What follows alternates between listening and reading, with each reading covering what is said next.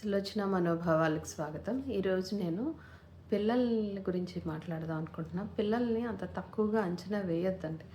వాళ్ళు ఈ జన్మలో మనకి పిల్లలు కానీ ఇంతకుముందు వాళ్ళకి ఎంత జన్మల వయసు ఉందో మనకేం తెలుసు. కానీ మనం అలా చూడం వాళ్ళని. మనకంటే చిన్న పిల్లల్ని అలా ట్రీట్ చేయం. వాళ్ళకి అసలు వాళ్ళ ముందు మనం డ్రెస్ కూడా మార్చుకోకూడదు. అంటే 1 ఇయర్ బేబీకి ఏం తెలుస్తది అని అనుకుంటాం, కానీ అలా చేయకూడదు. వాళ్ళకి అప్పటి నుంచి అన్నీ అబ్జర్వ్ చేసే ఇదులుంటాయి 1 ఇయర్, 2 ఇయర్స్‌లోనే.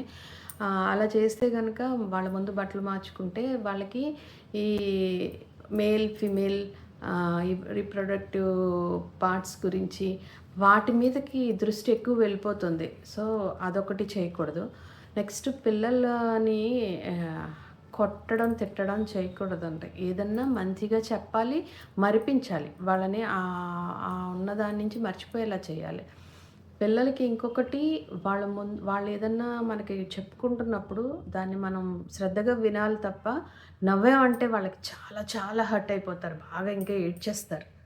ఇంకా ఎక్కువ మదర్స్ చేసే పని ఇంకొకటి ఏంటంటే,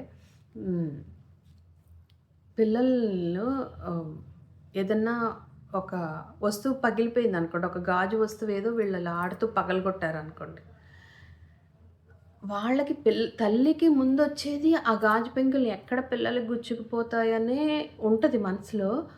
కానీ ఆ ఇదితోటి తొందరగా ఎళ్లి ఒక 2 దెబ్బలేసి, చెప్పానా అవన్నీ ముట్టుకోవద్దని, ఎందుకు చేసావని చెప్పి టపటపా 4 ఇంకొంచెం పీకుతారు. యాక్చువల్‌గా వాళ్ళు కింద పడి ఏదన్నా దెబ్బ తగిలింది ఒకటైతే, మనం కొట్టింది ఇంకా పెయిన్ అవుతాయి వాళ్ళకి. బాధ ఎక్కువైపోయి అసలు ఆళ్ళు ఏం తప్పు చేశారన్నది రియలైజ్ అవ్వరు వాళ్ళు.